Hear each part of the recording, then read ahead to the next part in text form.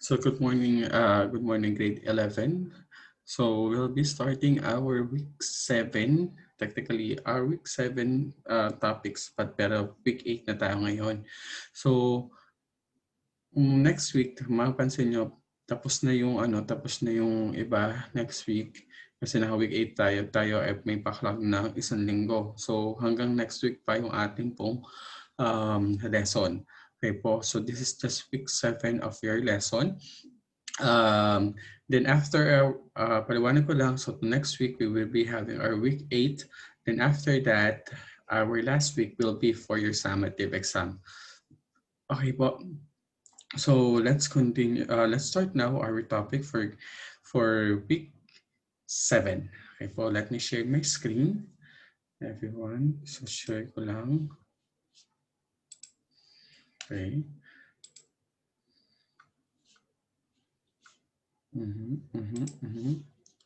So this is our topic for this week.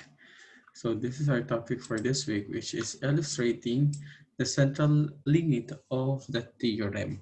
So we are focused on the central limit theorem.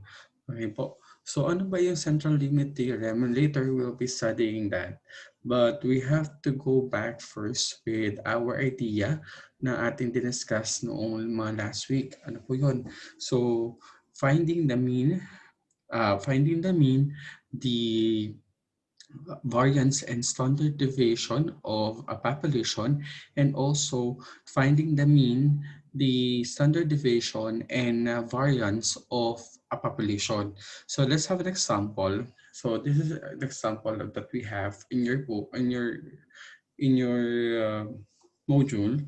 So consider population of senior high school consisting of values 1, 2, 3, 4, 5, and 6. Compute for the mean, variance, standard deviation, and illustrate its probability histogram of the sampling distribution of mean.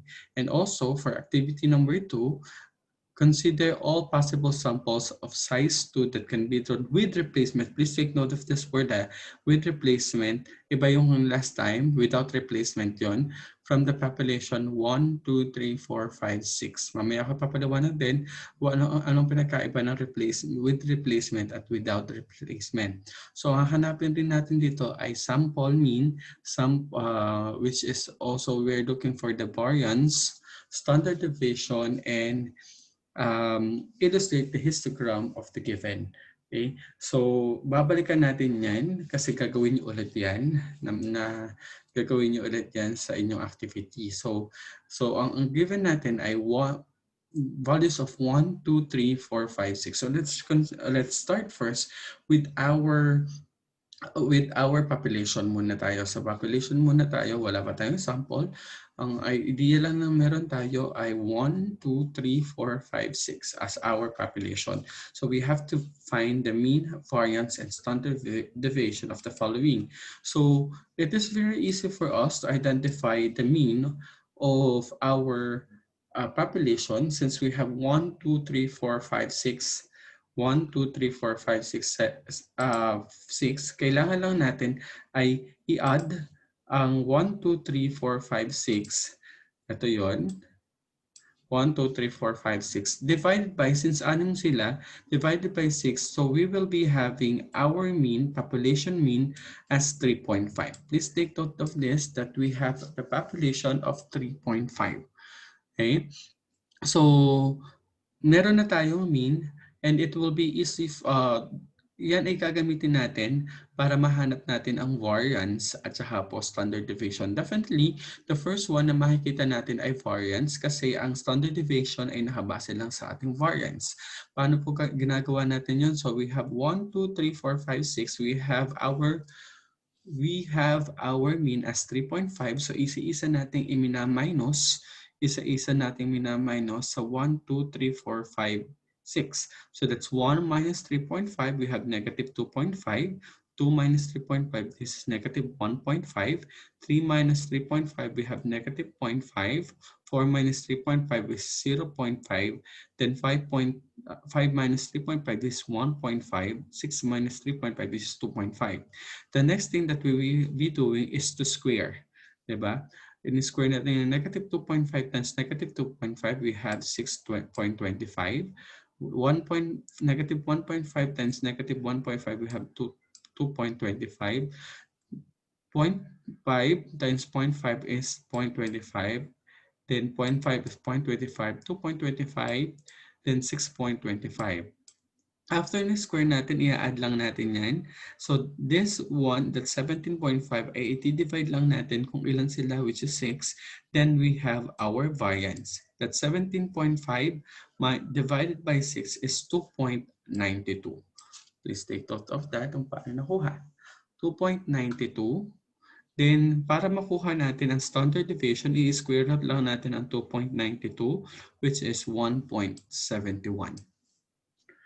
Since ito naman ay they have equal chance, nasa population tayo, we have equal chance. So, ibig sabihin, may 6 na tayo. Ang 1 ay may 1/6 probability. 1/6 probability, tigo 1/6 probability sila. So, ibig sabihin, kung igagawin natin siya ng histogram, diba, tinuro ko na to ng paggawa ng histogram.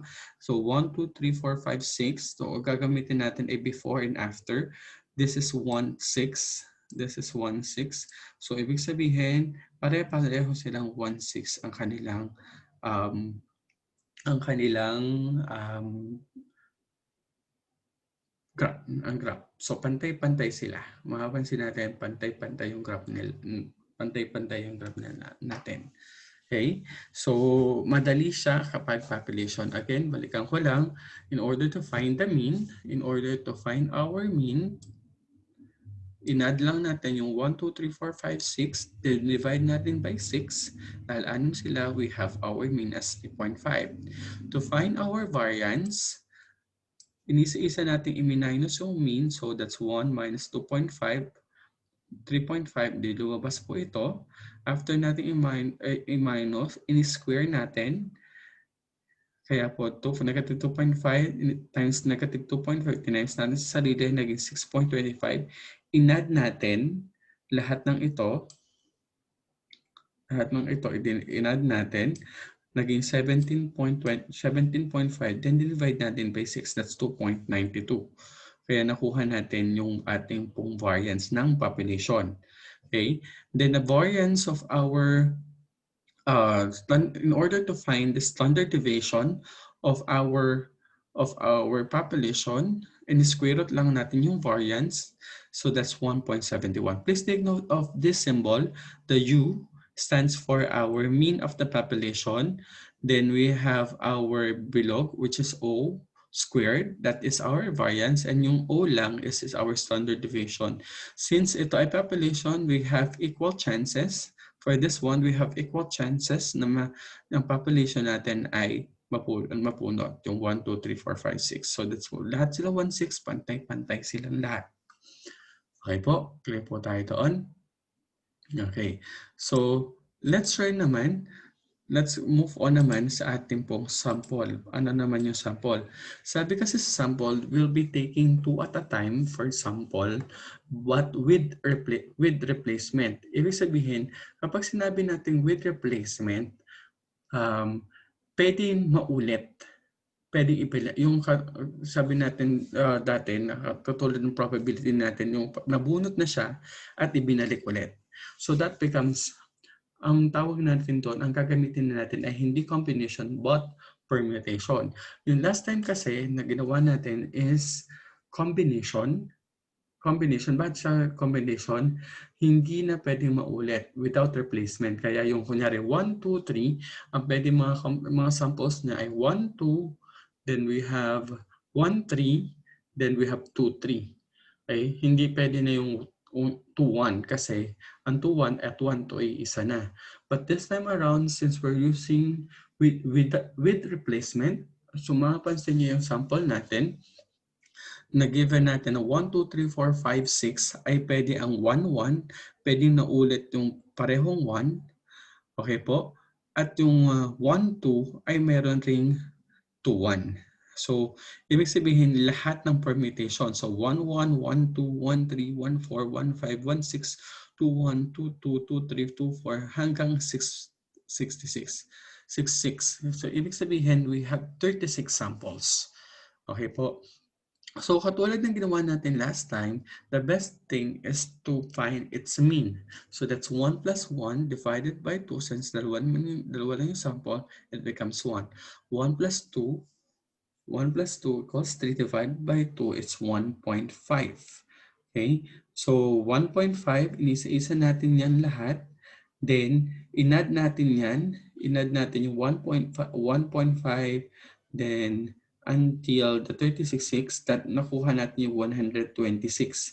Since that is 36 sample, that is 126 divided by 36, we have our mean for our sample, which is 3.5. Please take note na ngayon ang ating pong formula, our symbol is U x bar. Ibig sabihin nito, it is mean.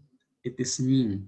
So, mean, it is mean sa sample.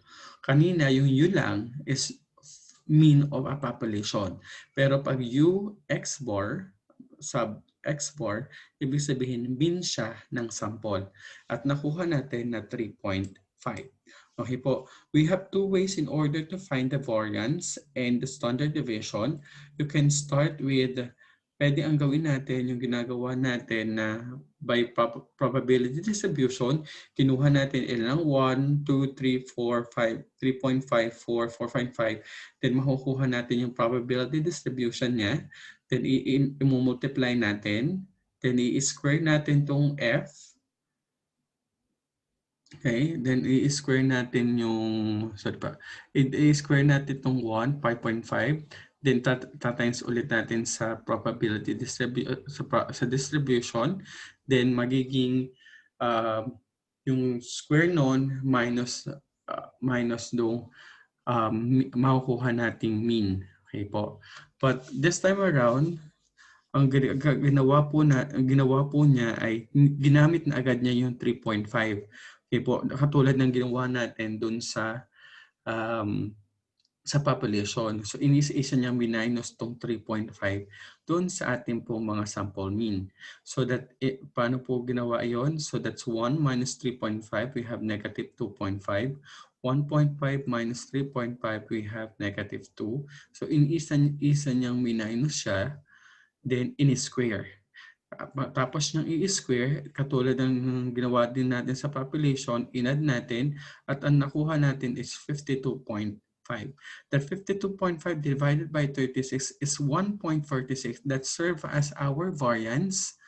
Our variance, ito yung variance natin, which is katulad ng variance natin kanina is O squared, but this time around, meron tayong symbol na X bar sa baba that represents this is a variance of a sample. This is a variance of a sample. This is 1.46. This is similar to 1.46 because this is rounded off. We didn't use zero na equal sign kasi ibig sabihin po noon ay siya ay po ay na-round off. Kapag po sa itong divide, sa halata ay gumagawat ng equal sign.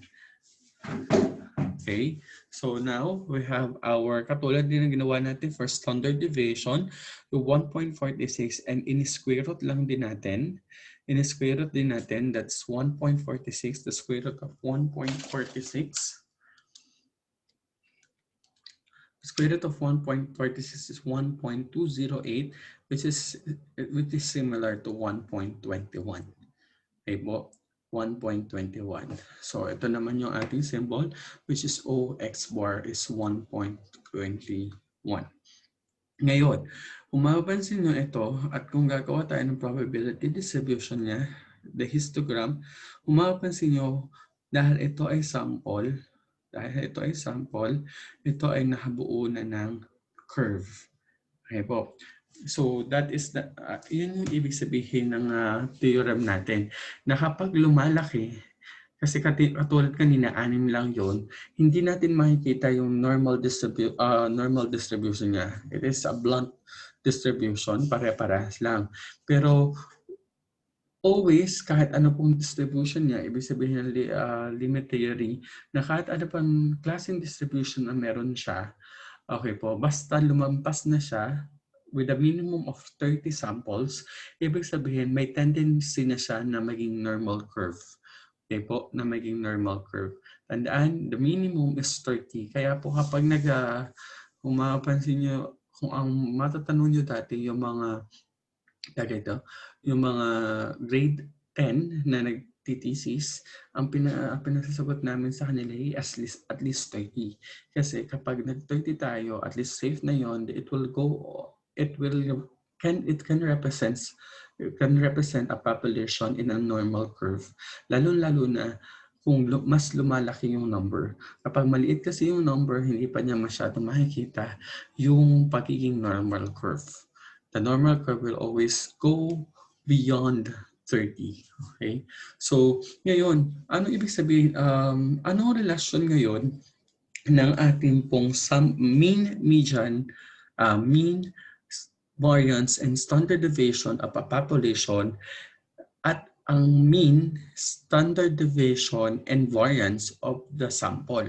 Anong relasyon nila? Since nagsimula sila sa isang given, dapat may relasyon ang kanyang mean, ang kanyang variance sa standard deviation. So, paano po yan? So, babalikan natin yung summary natin. Let's go with the summary. I-clear natin ito. Kung mapapansin nyo, ang mean natin ng population is 3.5 and our sample mean is 3.5 also. Ibig sabihin, kapag the sample, regardless kung ano mang makuha natin from a population, kumuha tayo ng sample, our mean will always be equal. Okay?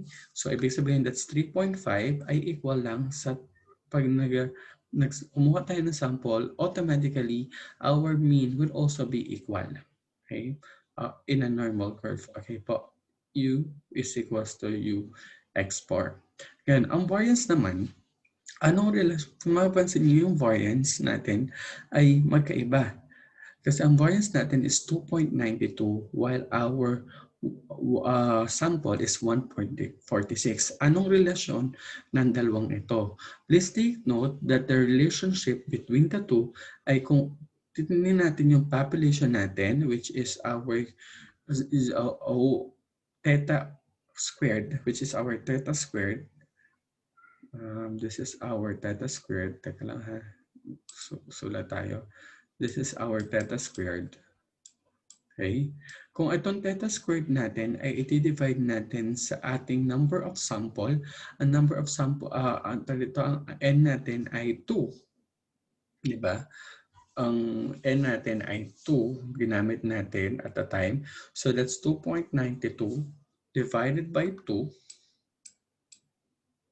is equals to 1.46. Okay? 1.46. Okay. Clear po tayo dyan. So, kaya, ayun ang relasyon nila. So, pag dinivide natin yung population variance by our number of sample, that will be 1.40. It will equal to our variance of our sample. Last naman, ano relasyon naman ng standard deviation natin with our sample? Kung mapansin natin is 1.71 and this is our variance, which is the symbol of standard deviation, and this is our sample. Okay? In order na makuha natin ang ating pong sample variance, so pwede natin magawa yan if we divide our population sample with the standard deviation of our number of sample. So that's theta over the square root of 2, which is our n. Ito yun. Ito yung formula natin. So ibig sabihin, that becomes 1.71 divided by the square root of 2. So that becomes 1.209, which is 1.21. Okay. Okay po. So that's siya yung ang theory na nagsusupport dito ay yung limit theory nga natin. Our limit theory na laging may relasyon ang population at sample natin. The mean will always be equal. The variance is equal. variance ng sample ay equal sa variance ng population divided by our sample. At ang standard deviation naman ng sample ay equal sa standard deviation ng population divided by the square root of our sample. Para mas maintindihan natin ng mas maayos, let's have an example. Another example.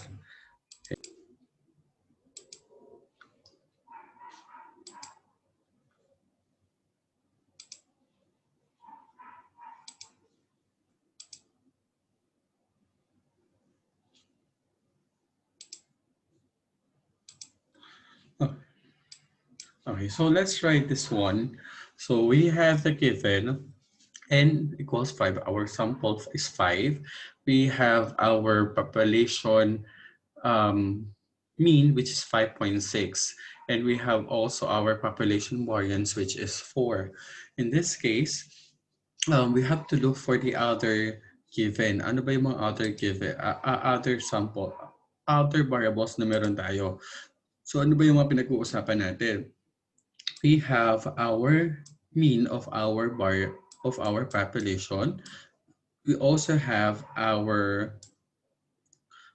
variance of our population, and also we also have our standard deviation of our population. We'll be looking for the mean of our sample. That will be u x bar. Then we also have our variance of our sample, and also the standard deviation of our sample. Okay, so based on the given, we'll have our given 5 as our number of samples. Then we also have our 5.6 as our mean of our population, and a variance of 4.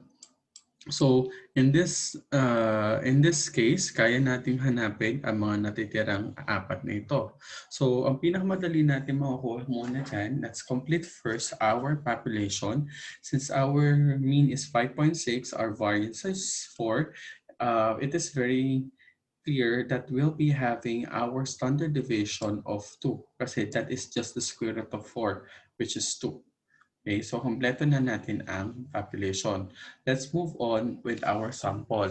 With the limit theorem, it is stated that the mean of our population is equal to the mean of our sample. So ibig sabihin, kung ang mean ng population natin is 5.6, our mean of our sample will also be 5.6. Okay po. Let's continue with the standard deviation of our sample. Sabi, the standard deviation of our sample is equal to the standard deviation of the ulitin ko lang. The variance of our sample is equals to the variance of our population divided by our number of sample. In that case, that will become 4 divided by 5, or we have 0.8. We have 0.8. Okay, so clear na tayo. Then if we have the variance of our sample, we can also have our standard deviation of our sample by simply getting the square root of 0.8. The square root of 0.8, that will be 0.8944 or 0.89. To test the validity of the theorem, limit theorem, sabi sa limit theorem that the standard deviation of our sample is equal to the standard deviation of our population divided by the square root of the number of sample. In that case, that will be 2 divided by the square root of 5. Dapat magpapareho to. So if we use the calculation, that's 2 divided by the square root of 5, that will be 0.89 also. So yun, pareho lang siya. Okay. So, yan po ang sinasabi ng ating limit theorem. Okay. So, again, ulitin ko lang that our mean of our population is just equal to the mean of our sample. Our variance of the population, the variance of our sample is equal to the variance of our population divided by our number of sample. And lastly, our standard deviation of our sample is equal to the standard deviation of our population divided by the square root of the number of sample. Okay po tayo dyan. Okay po. So, let's move on. So the question is, the idea is, as discussed previously, if the population is normally distributed, katulad ng nangyari kanina, na 16161616, the sampling distribution of the sample means it is also a normal distributed. Katulad kanina na 16161616 yung population natin, pantay-pantay sila, normally distributed sila, pantay-pantay.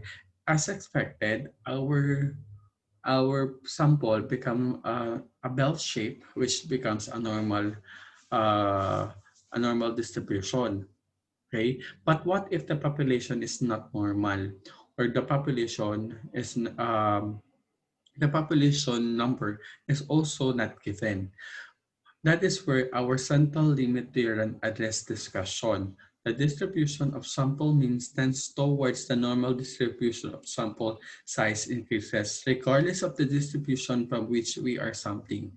A simple guideline, the sample mean can be considered approximately normal distributed if the sample size is at least 30 or n is greater than 30. Katulad nga kanina, nung nag-sample tayo, nag-sample tayo, ngayon, nung nag-36 siya, nag-36 yung sample na nahanap natin, ibig sabihin nag-greater than 30, saka lumabas yung idea na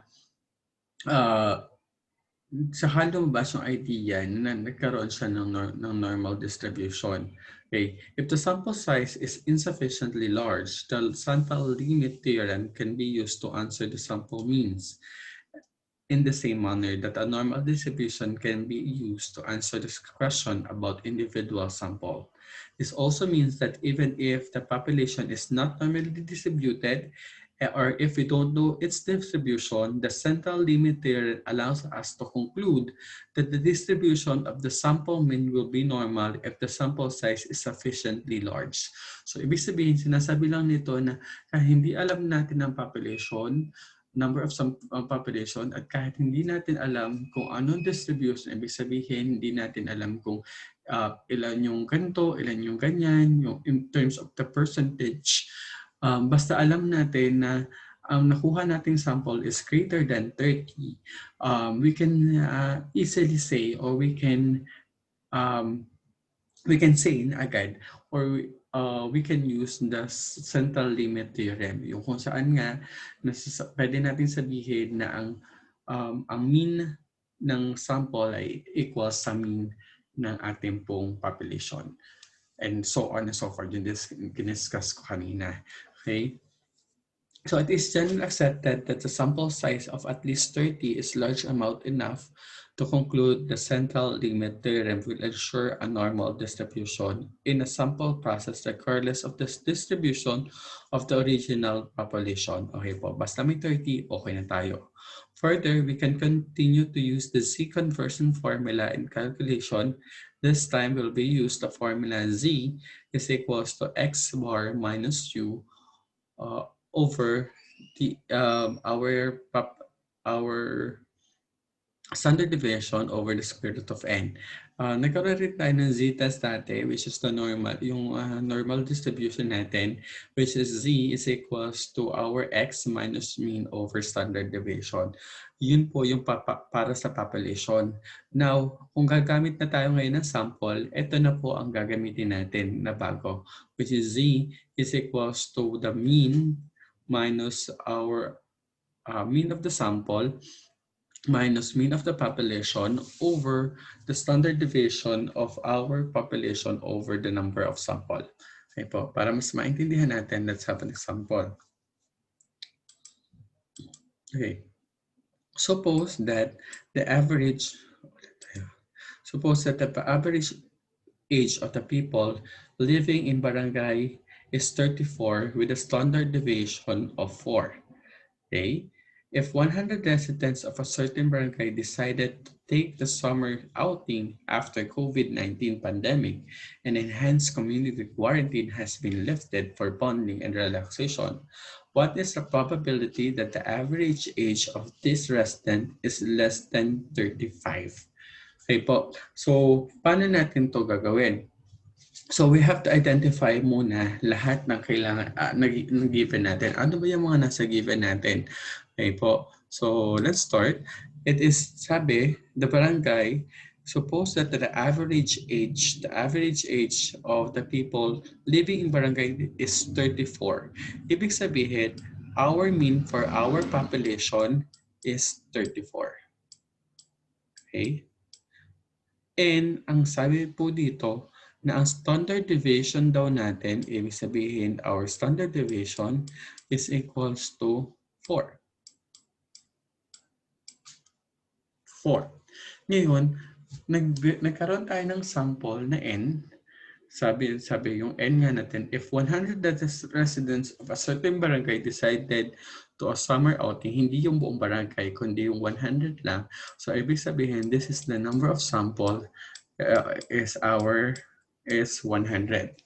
Okay, ngayon, COVID-19 has been lifted for bonding. What is the probability that the average age of this residence is less than 35? Is less than 35. So um our the mean of our sample will be 35. The mean of our sample is equals to 35. Okay? Yan. So, ibig sabihin, balikan lang natin yung dati natin ginawa. So, ang mean natin ay 34 with a standard deviation of yung normal natin, standard deviation, so we have 430 34 ang ating central. Kaso ngayon mababago na siya kasi magiging 35 na siya. Kasi ang gagawin na natin ay 35. So paano natin isosolve to? So in order to find z or the value of z, ngayon to find the value of c ay ang gagawin natin ay it will be our mean x bar. Our x bar is 35 minus 34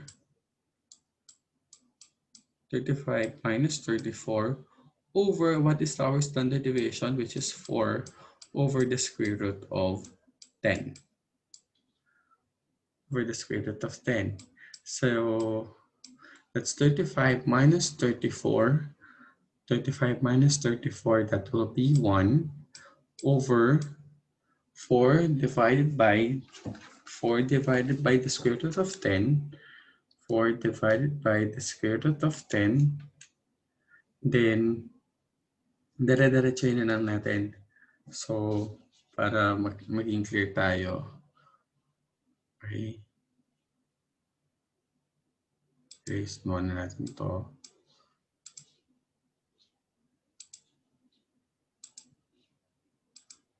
Okay. So, that's quantity 35 minus 34 divided by the quantity 4 divided by the square root of 10. Oh, sorry, square root of 100 pala yun. Sorry. That is square root of 100. Which is equal to 1 over 4. The square root of 10 is 10. That's 4 divided by 10 is 0.4. So, kapag dinivide natin, that's 0.4 1 divided by 0.4, that will be 2.5. 2.5. Yan po. So, kung i-clear na po, i-drawing natin to. Kung i-drawing natin yan, erase natin. So, 2.5, this is 0, 1, 2, 3. Then this is negative 1, negative 2, and negative 3. So, nasaan ang 2.5 dyan? Ang 2.5, more or less, as positive 2.5 ay nandito.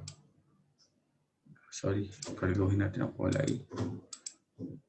Gagawin natin ang kulay, that's 2.5. So, nandito siya. Yan. Positive 2.5. Ngayon po. Kung positive 2.5 siya, so hahanapin natin ang value ng 2.5 sa ating pong formula. Okay, so ano kaya ang value ng 2.5? Let's look for the value of our 2.5. I-clear ko lang to. So ang 2.5 nilang hahanapin natin, di ba? So I'll look for ano ko lang. Share lang natin to. Okay. Okay. Clear natin. Share natin. Text natin to. Hanapin ko lang. Based sa ating pong ginawa natin kanina. Mouse lang natin.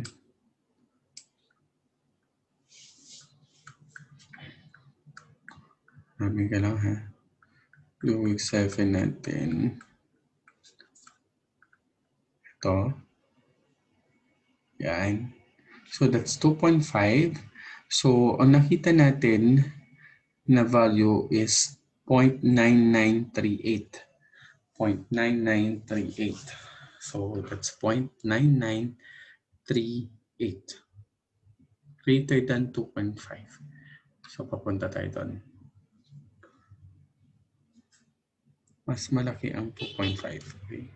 So kung ano natin, that's 2.5. The probability average is less than 3.5. Kung ilo-drawing natin yan, kung magdo-drawing tayo, 2.5, nakuha natin sa value natin is 0.9938. 0.9938 ang value ng 2.5. The question, yan nga ba ang ating pong tanong na? Kasi ang question natin is less than. So, ibig sabihin, ito yan. Okay? Less than 2.5. Yan. So, ibig sabihin, ito yan, less than. Kapag sinabi natin less than, ibig sabihin to the left tayo, ang ginagawa nga natin is simply copy na lang to. So, that's 0.9938. So, our final answer, since the probability ang tanong natin, so that will become 0.99.38. So the final answer that we'll be having is 90. Sorry.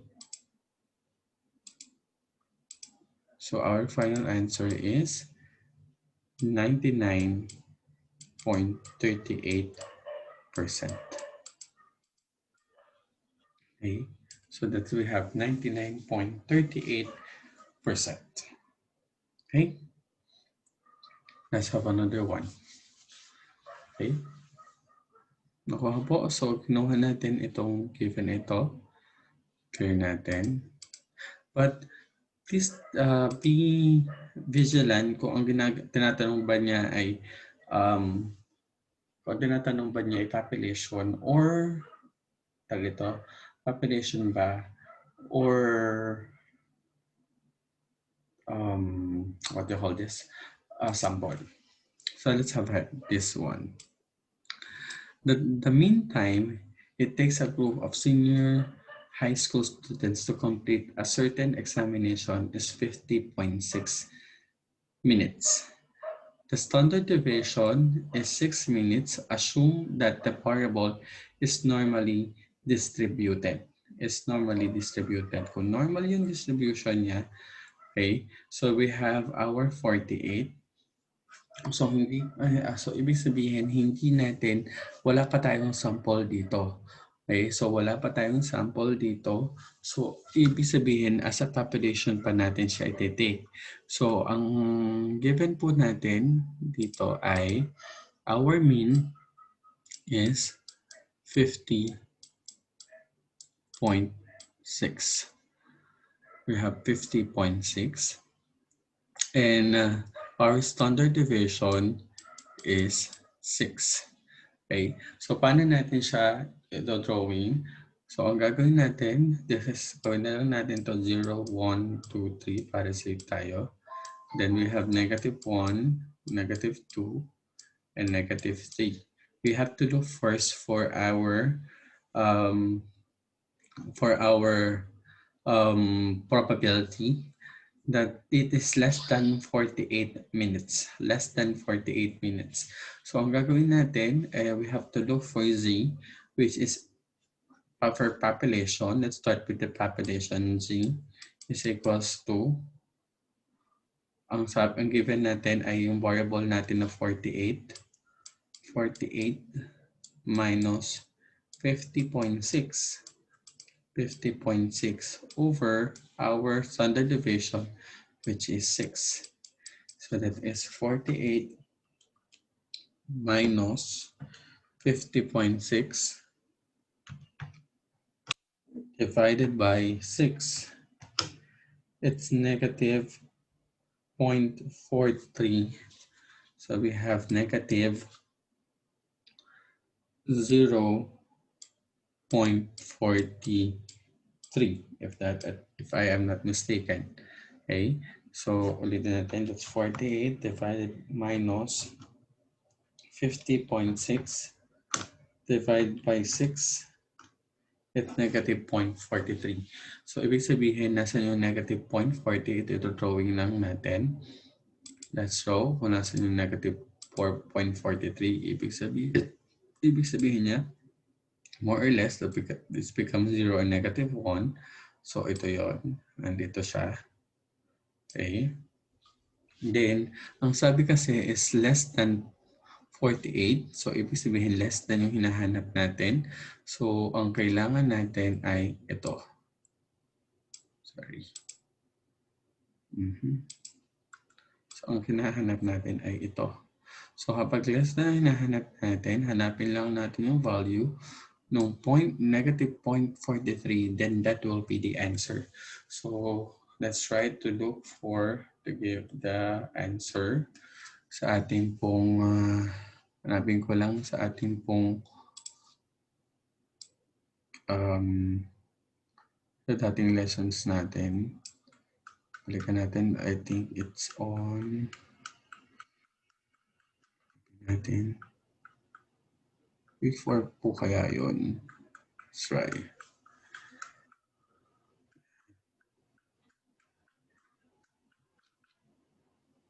Yan. So ito yun. Hanapin lang natin. We are on negative 0.43.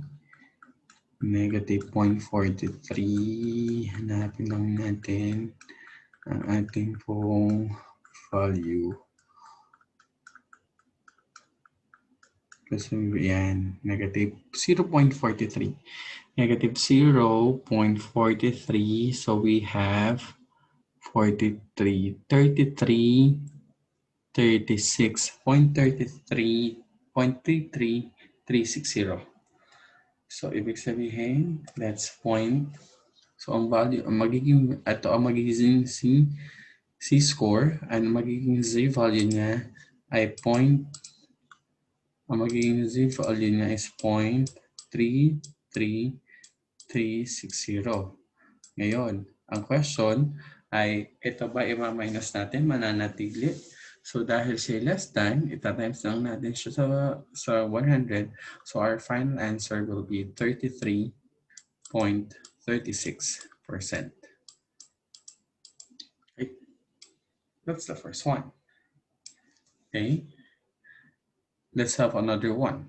Sabi naman sa 8.93, for number 3, magbabago tayo. So 49 students pa rin tayo, but for number 3 is more than 51. So erase natin itong 51, eraser tools. So we will be having 51 as our new one. So this becomes 51 minus 50.6. Okay, I think may mali ako ito kanina kasi negative pala yung kanina. Negative 1. Ano po? So negative 1. So magka-alis tayo. So mali yung number 2 ko. Okay, kasi negative 1 pala yun.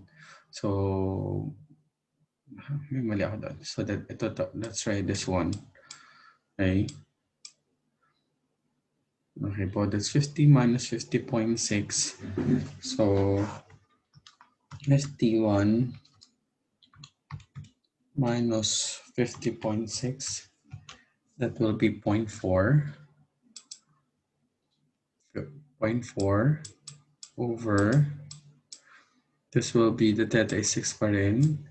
So this will be 6 over 7, which is equals to 4 over 1 times positive 0.4 na yun, 0.4 over 1 times 6 over 7 times 7 over 6. Pinaliktad natin kasi invert nito. So that will be 0.4 times 7. That's 2.8. That's 2.8 over 7 or 6. So that's 2.8 divided by 6. It's 0.46. 0.466 or 0.47. So ito yung hinahanap natin. So kung ito-drawing natin to, okay, draw natin to, ito ay nandito. So 0.46. Sorry. 0.46. So more or less ganyan. Then this will be our point. Sabi kasi dito ay greater than. Okay, greater than. So ito naman to, hinahanap natin to. So hinahanap natin yung greater than. So ito naman, so hanapin, pag greater than naman, ay hanapin natin yung 0.47, then ima-minus natin sa 1. Katulad ng pinag-aralan natin dati. So anong 0.47? 0.47 will be 68082. 0.68082. Okay, balik natin. 0.68. That will be 0.68082. So we have to subtract that first to 1. So that will be 1 minus 0.68082. That will be 0.31918. So that will equal to 31.918 or 92%. So ito yan. Okay? I-clear ko lang yung kanina. I think may mali ako doon sa number 2. Delete ko lang. Ito, for number 2, drawing ko lang yung number 2 ulit. Kasi I think may mali ako sa pagkaka-subtract ko. Sabi natin sa number 2 ay 48 to. Click ko lang ha. 48 to. 48. So that's 48 minus 50.6. Yan. 50.6 over 6 over 49. So may mali nga ako kanina. So 48 minus 50.6. 48 minus 50.6. That's negative 2.6. Negative 2.6. Sorry. Over 6 over 7. That's for number 2. Negative 2.6 over 6.7. That's negative 2.6 over 1 times 7 over 6. So that's negative 2.6 times 7 divided by 6. That's 3.03 pala. Negative 3.03. Yan. Negative 3.03. Ang ating pong 48. Tama ba? 48. 48. That is negative 2.7. So, negative 3.03. Then, ilulok po natin. Negative 3.03. So, nandito siya. Less than tayo. So, look for natin negative 3.03. Negative 3.03.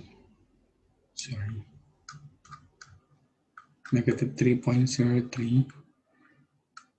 Negative 3.03. That's 0.011.